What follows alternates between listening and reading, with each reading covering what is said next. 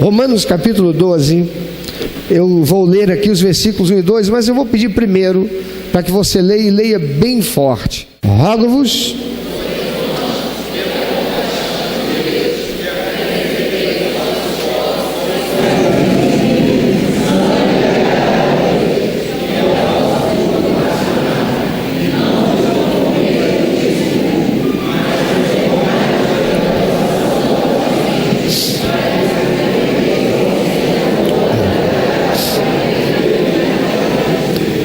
eu acho interessante, mas deprimente, triste, quando eu ouço algumas pessoas ditas eruditas, conhecedoras de teologia, estudiosos, que dizem que creem em Deus, que dizem que a Bíblia é palavra de Deus, mas que questionam alguns textos com a afirmação de que alguns textos da Bíblia que nós temos foram adulterados ao longo do tempo por conta daqueles que tinham hegemonicamente, exerciam poder sobre a Bíblia. E nesse contexto estão falando da Igreja Católica Apostólica Romana, que por séculos e séculos e séculos era a única que detinha o acesso à Bíblia Sagrada. Então estes que dizem ser teólogos, dizem crer em Deus, dizem crer em Jesus, eles têm algumas dificuldades com alguns textos da palavra de Deus, da Bíblia, por afirmar que alguns elementos humanos foram inseridos, como por exemplo, afirmar que a Bíblia do Antigo Testamento, ela foi escrita com um conteúdo paternalista, que os escritos do apóstolo Paulo era um camarada meio chauvinista para alguns, autoritário para outros.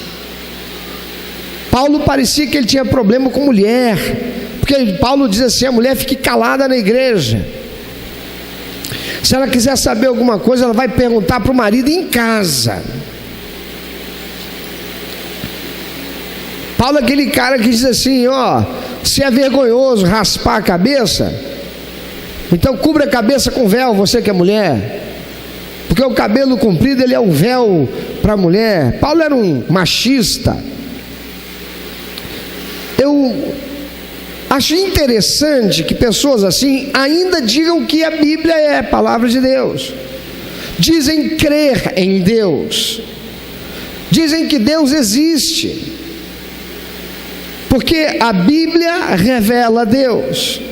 Usam a Bíblia em vários textos para embasar as suas afirmações, ou para embasar, ou para avalizar suas crenças a respeito de Deus. Mas eu quero te perguntar, se a Bíblia é isto, se ela é esse misto de partes que são fidedignas de Deus e partes que foram manipuladas por homens, então isso aqui não serve para nada. Isso é papel e tinta, isso é uma porcaria. Isso aqui serve para o camarada que é usuário de droga e enrolar um cigarro de maconha, porque é uma mentira. Não é possível que esse monte de papel e tinta seja a palavra de Deus, e essa pessoa dizer que crê em Deus, quando esse Deus que ela crê não é todo-poderoso, capaz de preservar a sua revelação intocada, sem ser alterada no seu sentido, no seu propósito, na sua mensagem.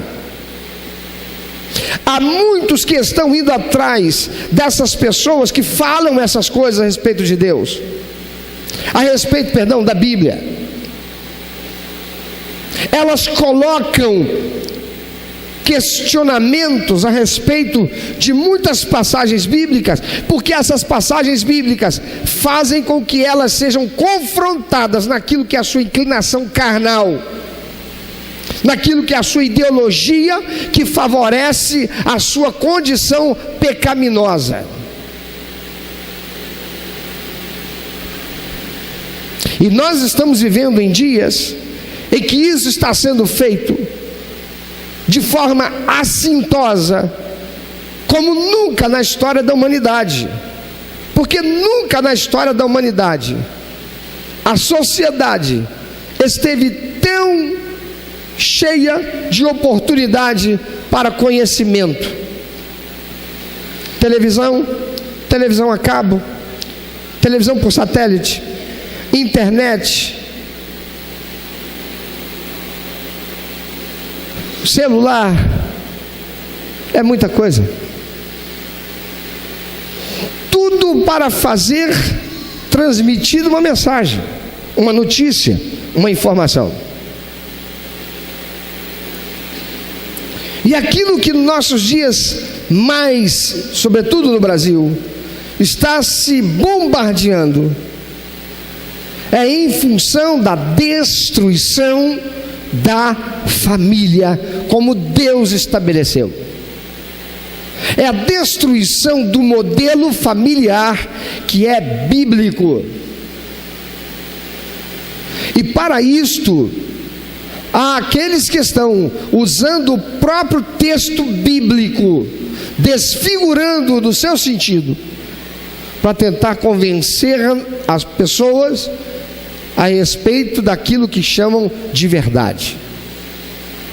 Nesse texto que lemos, o apóstolo Paulo, ele está dando uma mensagem à igreja, está transmitindo uma mensagem à igreja. Ele diz: eu rogo a vocês, irmãos, pela compaixão de Deus. O que é pela compaixão de Deus? Compaixão é sofrer com. Compaixão é sentir com.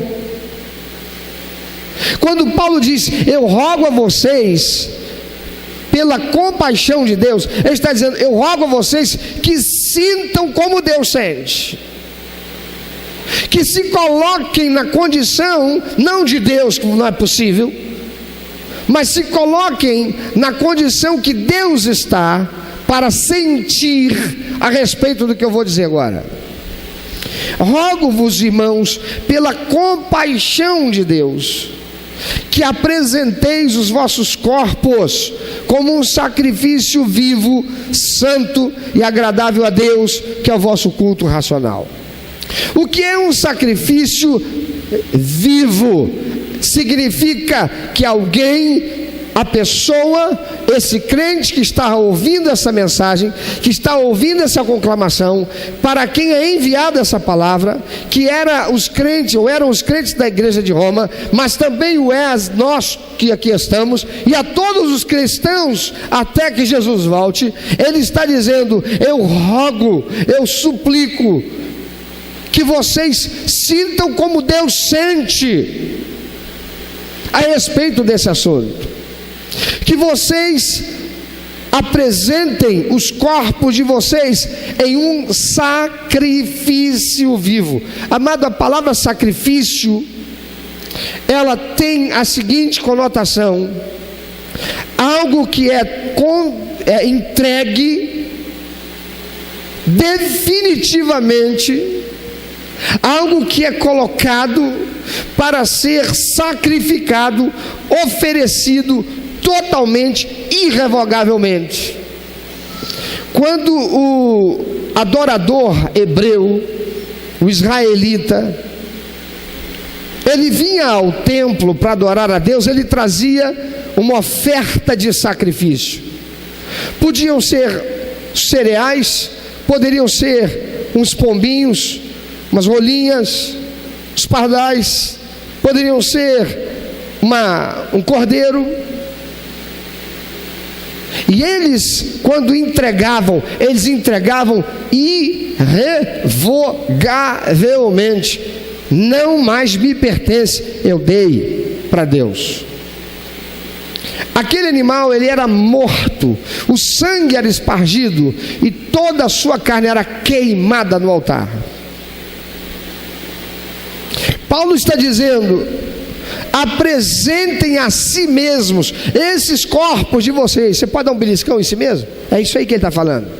Essa carne, esse corpo que sente fome, esse corpo que sente sede, esse corpo que sente necessidades fisiológicas, esse corpo que clama pelo sexo.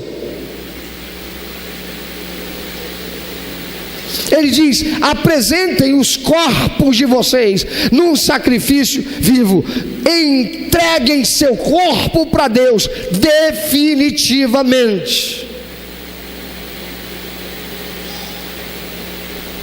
Não é entregar só o braço, não é entregar só a mão, não é entregar só o pé. Paulo diz: entregue o seu corpo em um sacrifício vivo, ou seja, não precisa ser morto, não precisa chegar lá, não é um sacrifício humano, no sentido de que esse ser humano vai ser morto no altar.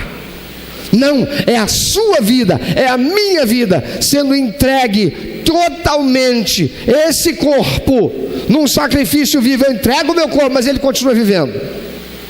O corpo do cordeiro deixava de viver, o cordeiro morria, a pombinha morria,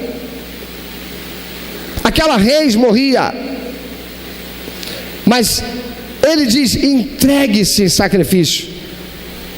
A palavra de Deus que nós transliteramos para batismo é uma palavra que quer dizer mergulho, e a palavra batismo que nós usamos, e que nada mais é, se fôssemos traduzir ao pé da letra, traduzir o seu sentido, seria mergulho. É este instrumento que o cristianismo usa como ordenança do Senhor, sermos batizados. E o sentido, o significado de ser batizado é que quando a pessoa é mergulhada, significa, representa que ela morreu para o mundo. E quando ela sai da água, significa que ela renasceu para uma nova vida. Diga comigo: ela não ressuscitou, ela renasceu.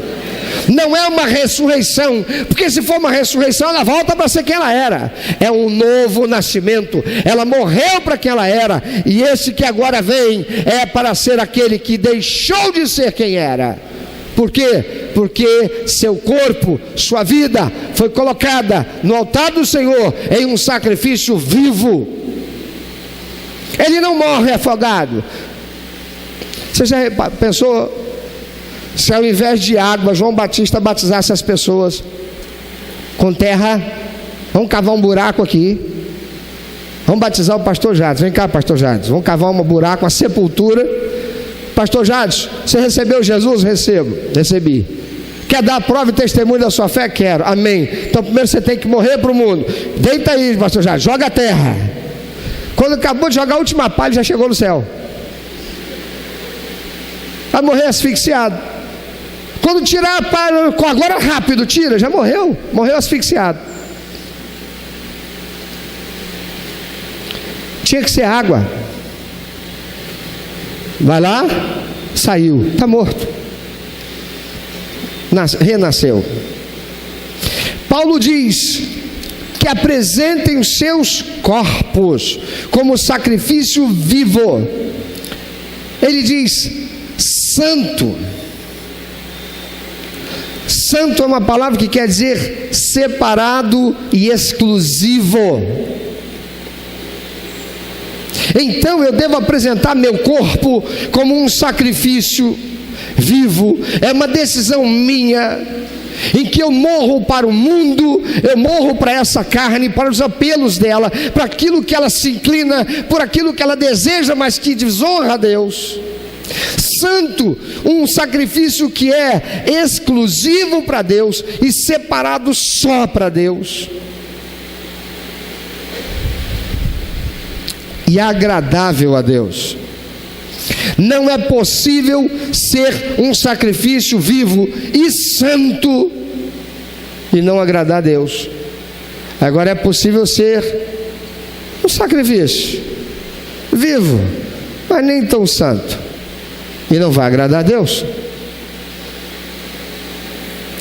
Mas Paulo diz: esse sacrifício vivo, santo, que é agradável a Deus, é o culto da razão que vocês apresentam ao Senhor. É a decisão consciente. É a decisão consciente de que minha carne quer aquilo, mas eu morri para essa carne, porque aquilo que ela quer desonra ao Senhor, aquilo que ela quer é contrário aos princípios e valores que Deus estabeleceu. Aquilo que a minha carne quer, ela não me permite ser santo, separado desse mundo, para ser exclusivo para Deus. Vivo, santo, agradável a Deus, e é feito pela razão.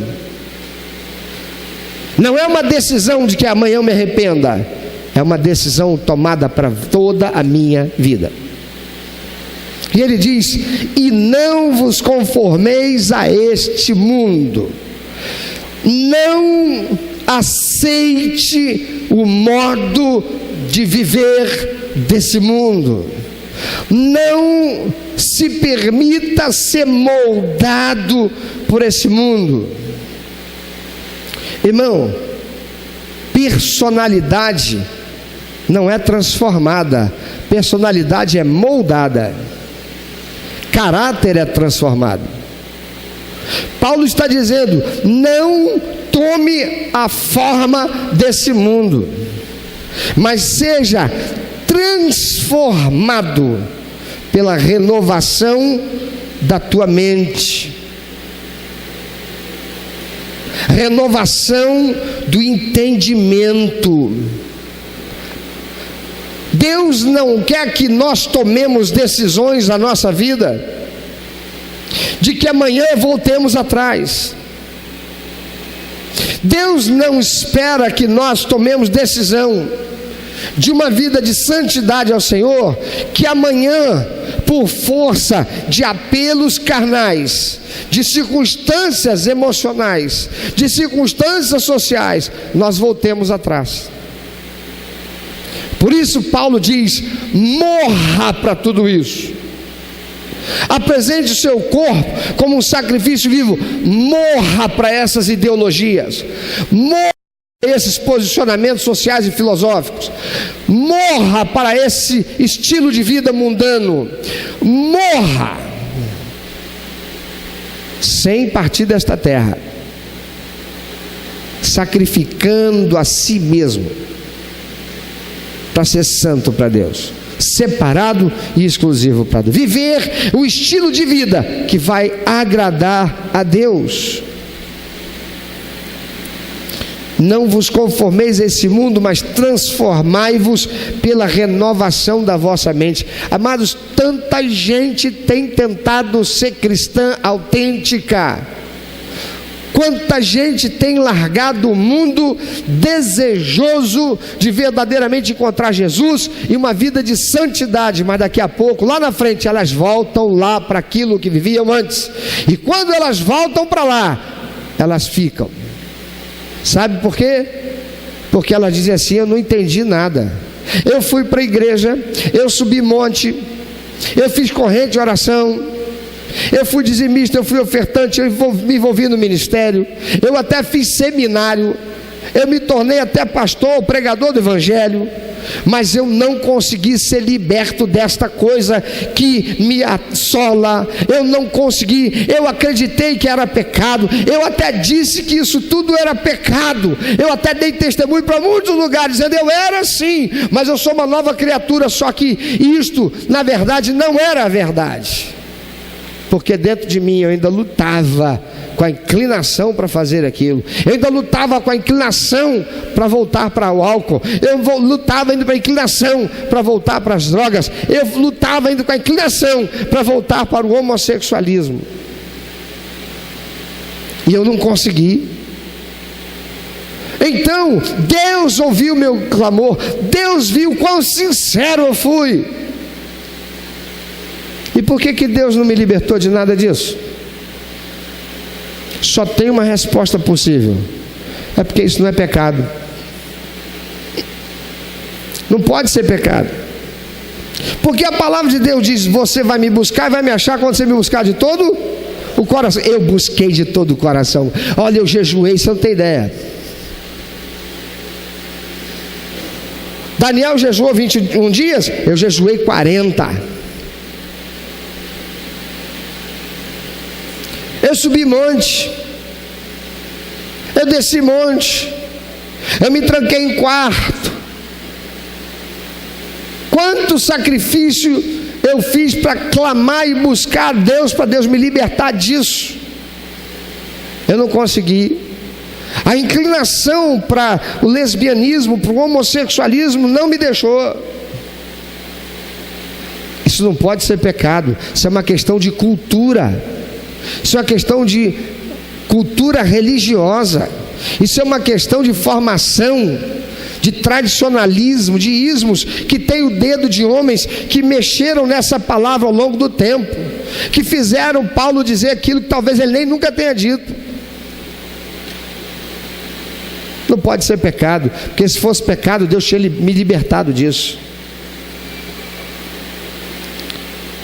E até mesmo aqueles que assim falam, e não são poucos, se esquecem que o próprio apóstolo Paulo diz em uma de suas cartas: eu orei e clamei ao Senhor, 3 vezes eu pedi ao Senhor que tirasse de mim, porque tinha um demônio que era como um espinho na minha carne, me esbofeteando. 3 vezes eu clamei ao Senhor para o Senhor me libertar disso, e o Senhor me respondeu: a minha graça te basta. E a gente não vê Paulo tendo nenhuma atitude dizendo: já que o Senhor disse que a graça dele basta, então isso daqui, quer saber? Entreguei os pontos e se eu viver esse negócio aqui, porque afinal de contas, papai do céu não quis mexer com isso. Até porque não ofende a ele. Paulo diz: eu rogo que vocês apresentem o corpo de vocês como um sacrifício vivo, santo e agradável a Deus, e não se deixem levar pela forma desse mundo que trabalha para corromper vocês e transformar o seu caráter em um caráter imundo para Deus. Mas sejam santos, separados, exclusivos para Deus. Amados, ele diz: para que então, olha a promessa, para que então você experimente qual seja a boa, agradável e perfeita vontade de Deus. Há uma promessa de que experimentaremos a boa, perfeita e agradável vontade de Deus cumprir na nossa vida. Isso é para esta terra. Se apresentarmos os nossos corpos em sacrifício vivo, santo e agradável a Deus. Eu quero te perguntar a você que ainda insiste em ceder à tentação da carne para o sexo anal, e você obedecendo a demônios, seguindo a demônios, você ainda diz: isso não tem nada a ver. Eu ouvi até um pastor fulano de tal, um pregador que está aí pelo YouTube, pela televisão, dizer que em 4 paredes que acontece entre marido e mulher não tem pecado. Cadê o pecado? A própria palavra de Deus diz que o corpo dela não mais me pertence, ela é meu corpo não me pertence mais, é dela. Se o corpo dela pertence a mim agora, qual o problema?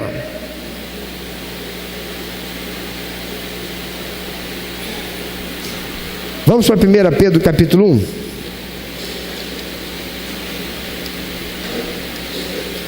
Abra sua Bíblia no 14 a 19. 1 Pedro capítulo 1, 14 a 19 diz assim: como filhos obedientes, não vos conformeis às concupiscências que antes tinhais na vossa ignorância, mas como é o quê? santo aquele que vos chamou, sede vós também o quê? Santos em todo o vosso procedimento, porque está escrito: sereis santos, porque eu sou santo. E se invocais por Pai aquele que sem acepção de pessoas julga segundo a obra de cada um, andai em temor durante o tempo da vossa peregrinação, sabendo que não foi com coisas corruptíveis, como prata ou ouro, que fostes resgatados da vossa vã maneira de viver, que por tradição recebeste dos vossos pais, mas com precioso sangue, como de um cordeiro sem defeito e sem mancha, o sangue de Cristo. O que o apóstolo Pedro está dizendo aqui é: Deus estabeleceu o padrão ser santo. Deus estabeleceu um padrão ser diferente do mundo. Deus estabeleceu um padrão ser incorruptível, não se envolver com aquilo que é corrupção, porque Deus é santo. Eu quero te perguntar, meu amado, quem aqui já usou uma faca para tirar um parafuso? Além de mim, quem mais usou? Eu quero te perguntar, quem idealizou, o inventor da chave de fenda ou da chave Phillips, se ele tinha a faca na mão, para que ele inventou a chave Phillips ou a chave de fenda? Para eu e você na hora lá, a gente pensar assim: com a faca mesmo eu abro, eu resolvo o meu problema. Eu preciso tirar esse parafuso aqui. A chave de fenda, ela está lá no quartinho de ferramenta, dentro daquela caixa, que está lá debaixo daquele monte de caixa, que eu vou ter que ir lá, vai me dar um trabalho tremendo. Aí eu venho aqui com a faca, olha a faca, e eu vou tirar o parafuso. Agora, quantos aqui, além de mim, já acabaram com a cabeça do parafuso porque estava usando a faca? Todo mundo de novo. Sabe por que disso? Porque quem inventou o parafuso, inventou também a chave de fenda e a chave Phillips para tirar e colocar o parafuso. Meu amado, você está querendo colocar a chave de fenda no buraco errado? Você acha mesmo que Deus, quando colocou outro buraco, Ele colocou aquele buraco e deixou você decidir o que você ia usar lá?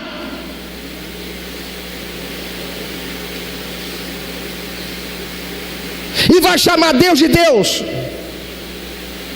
e vai dizer que Deus é o ser, é o arquiteto do universo, mas Ele só esqueceu. Aqui não, aqui Ele me deu opção. Deus aqui errou, porque aqui é multifuncional.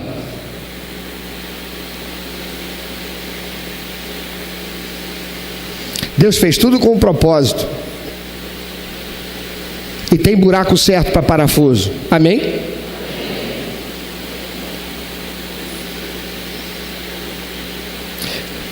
Pedro está dizendo: como é santo aquele que vos chamou, sede vós também santos em todo o vosso procedimento. Qualquer coisa que eu e você vamos fazer, nós temos que ter santidade, temos que fazer de modo correto. Tem um modo certo de fazer. Há um modo que a gente vai fazer e vai desonrar a Deus, vai entristecer Deus. Paulo diz: eu rogo pela compaixão de Deus, para e se coloca no lugar de Deus. Tá bom, agora eu vou me colocar no lugar de Deus. Eu estou olhando o cara lá, usando a faca para apertar o parafuso. Não foi isso que eu fiz. Eu quero te perguntar: se você fosse Deus, está vendo o infeliz, e você inventou o parafuso e a chave de fenda, você está olhando lá o infeliz, que é o teu colega do lado aí, olha para ele, está lá com a chave, está com a faca, tentando apertar o parafuso, enfiando lá na ranhura do parafuso para tirar, e você é Deus. Para e se coloca no lugar de Deus, só um pouquinho, por compaixão, sinta com Deus, tenta sentir com Deus. Você não ia pegar e dizer assim: não, mas que infeliz, não fiz nada disso.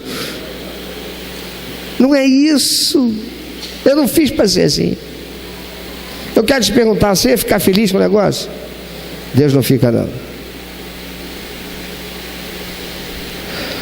Pedro diz: como é santo aquele que vos chamou, sejam vocês também santos, separados e exclusivos para Deus, para fazer de modo que Deus se sinta feliz, porque a alegria do Senhor é o quê? É a sua força.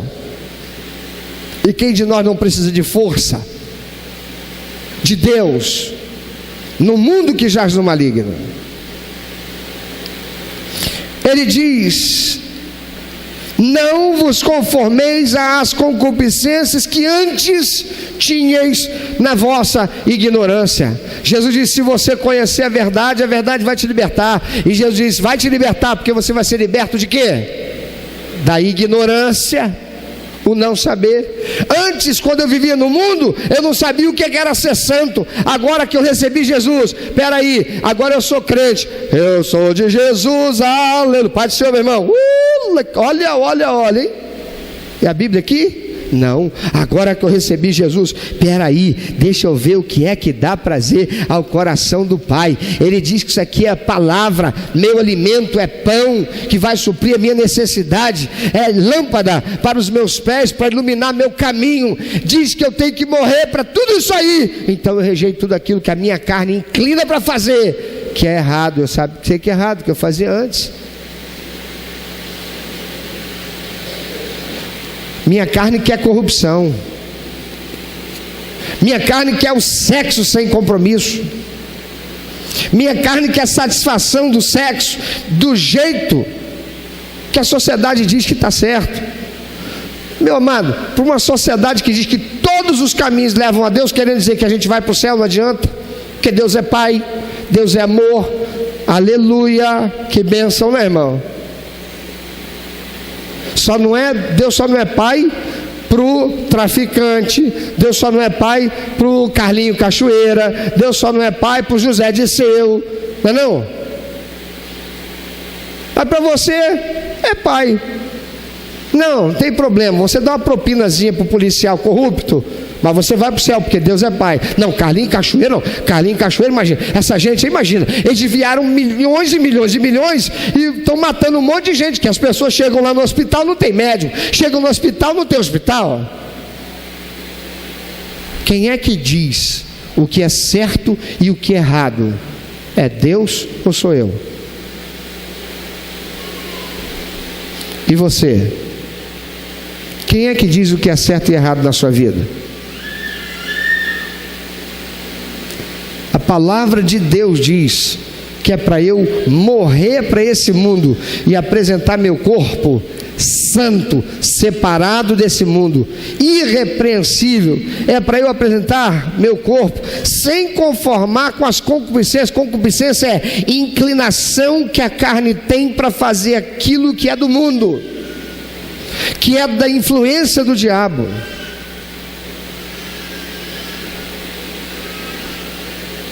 E há muitos que já se conformaram de tal forma que já tiveram suas consciências completamente adulteradas, lavadas, lavagem cerebral mesmo, por esse mundo que jaz no maligno.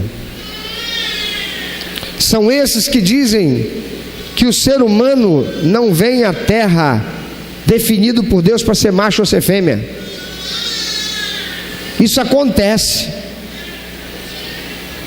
porque estar num corpo de homem, mas desejar um outro homem para ter relação sexual com ele e afetividade, não é errado. Isso é amor. É errado se for promiscuidade, ora com um, ora com outro. Aí quer falar de fidelidade e pureza?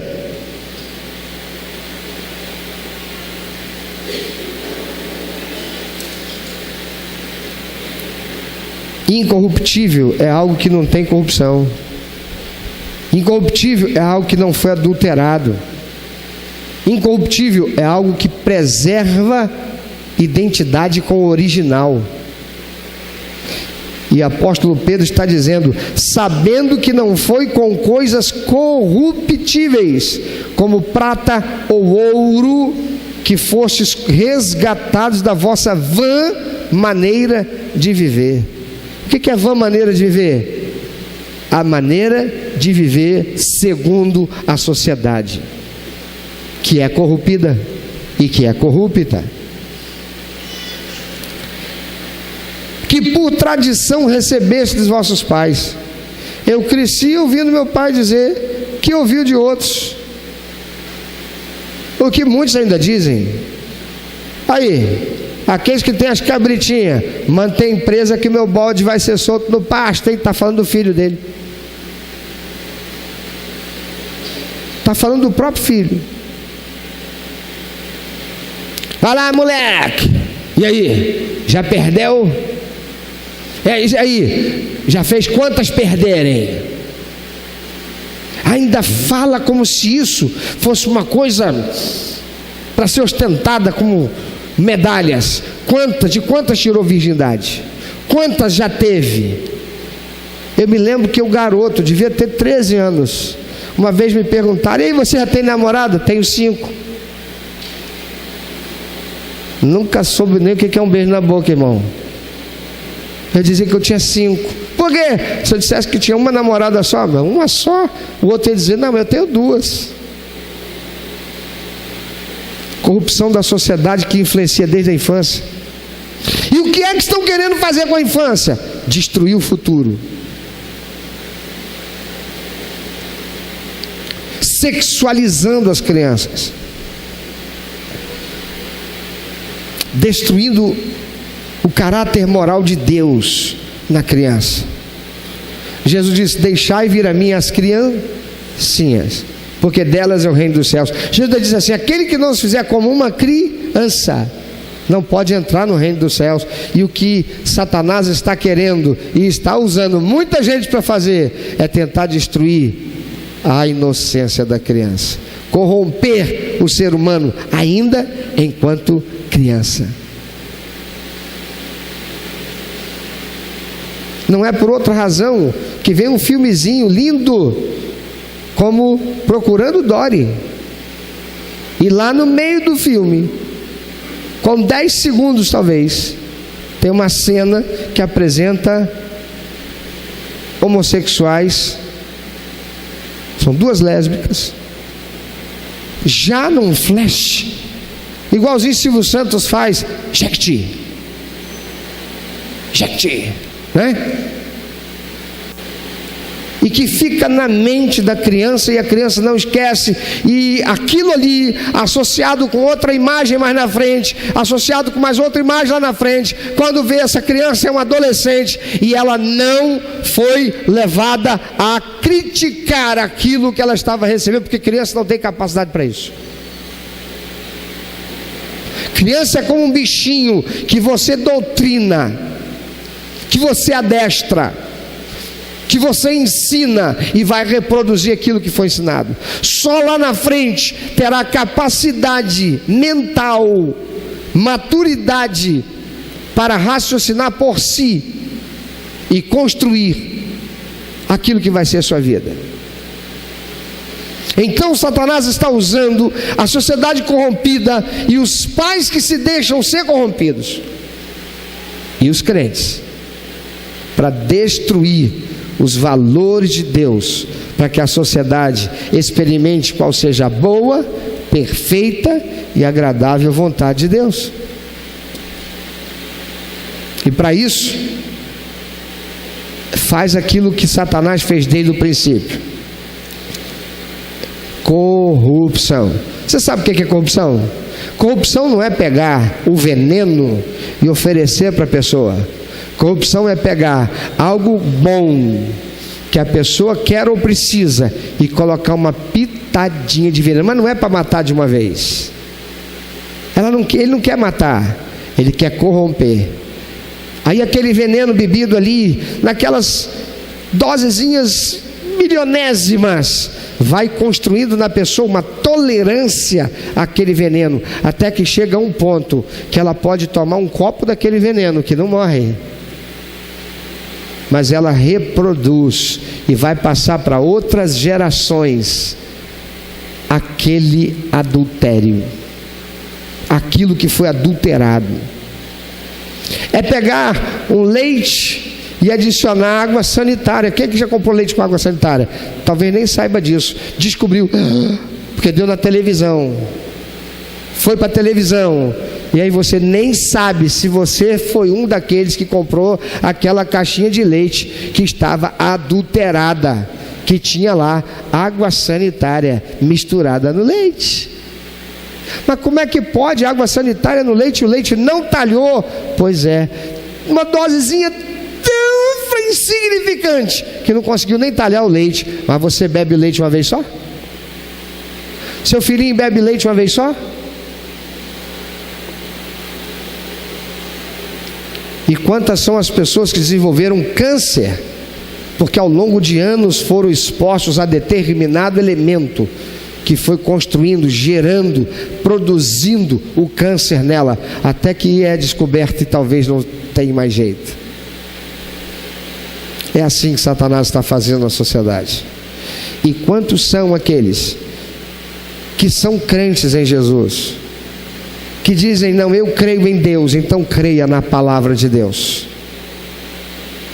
e viva para apresentar o seu corpo em sacrifício vivo, santo e agradável a Deus. Meu amado, você namora, o negócio funciona, dá 3 pulinhos, dá 4 glória e diz a Deus, obrigado Senhor, sou perfeito, mas apresenta em sacrifício vivo, santo e agradável a Deus. Irmã, está tudo funcionando aí? Sai fumaça? Dá glória a Deus, mas apresenta em sacrifício vivo, santo e agradável a Deus.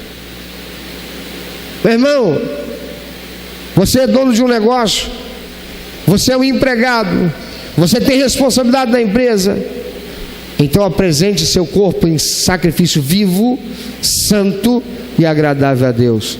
Mamãe e papai, o que é que entra dentro da tua casa pela televisão e pelos meios de comunicação?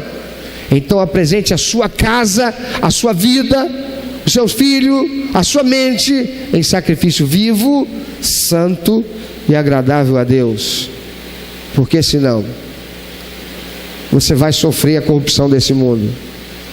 E tem muito crente que não está fazendo nem cosquinha no diabo, a oração dele não passa do teto, e Deus não recebe o que dele vem. Por quê? Porque a vida dele ou dela não é a vida de um sacrifício vivo, santo e agradável a Deus. Quem está entendendo? Então saia daqui para viver um sacrifício. Eu quero te perguntar, se é sacrifício, é fácil?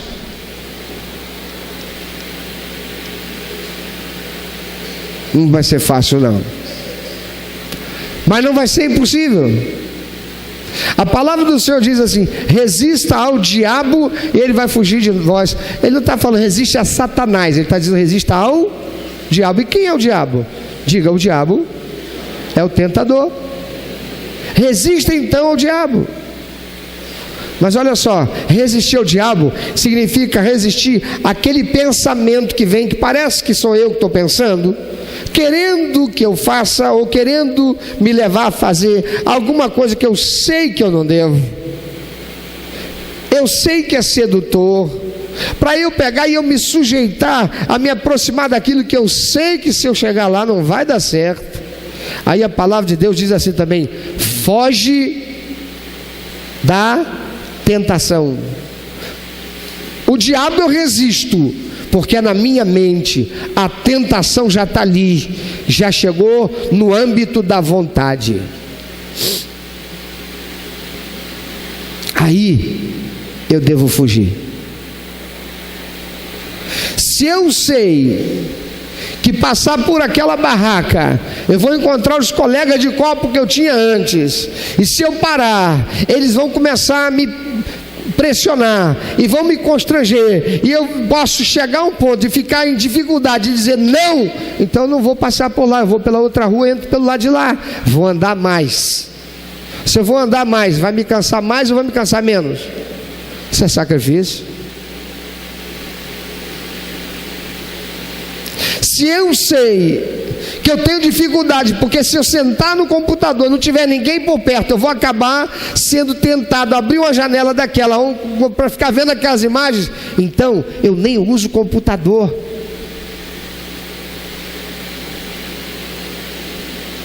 Larga isso para lá. Volto para a caneta e a máquina de escrever. Porque Jesus diz assim: meu filho, se você tendo 2 olhos, um deles te faz pecar, arranca esse olho, porque é melhor você entrar caolho no céu do que ter nos 2 sempre para o inferno. Jesus está querendo que a gente fique cego de um olho? Arranque lá. Automutilação? Não.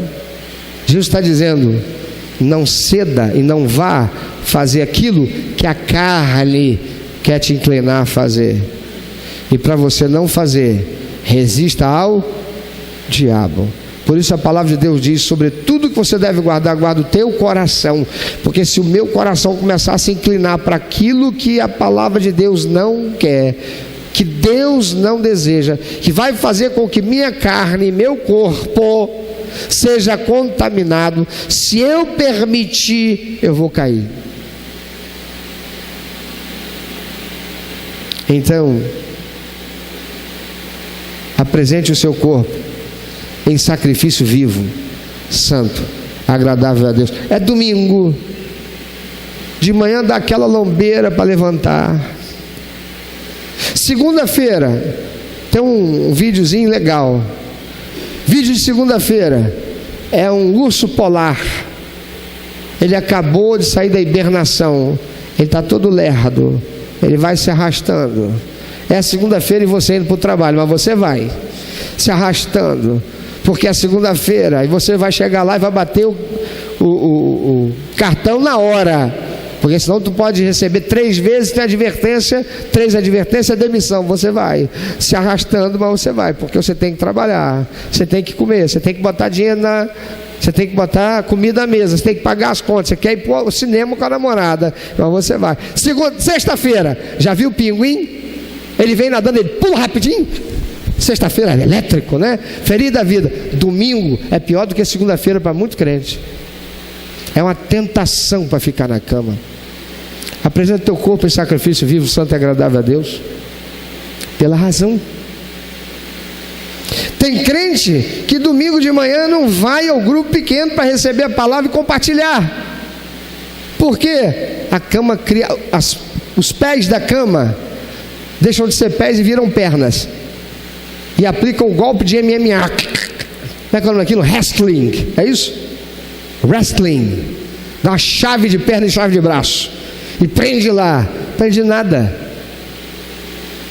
Apresenta seu corpo em sacrifício vivo, santo e agradável a Deus.